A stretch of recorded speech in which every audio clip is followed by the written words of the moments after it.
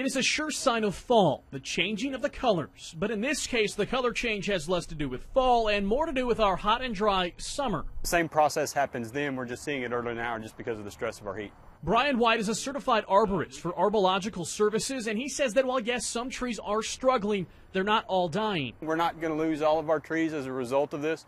It's a way for them to kind of protect themselves and preserve themselves.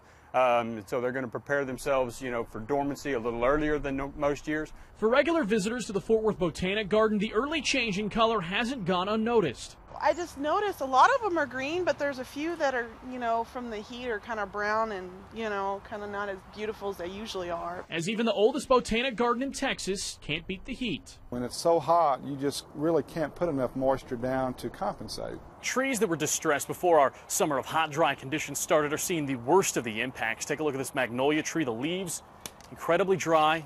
Just listen to how brittle that is. This specific plant is considered a total loss, and tree experts say this might just be the beginning. We're expecting for the next 2 or 3 years to be experiencing problems with plants in the landscape. What we're seeing now, we're going to continue to see. So for those already seeing fall colors, ours looks kind of just dreary and yellow. The best advice is to water like usual. Every now and then a good soak. But what we really need is cooler conditions and rain.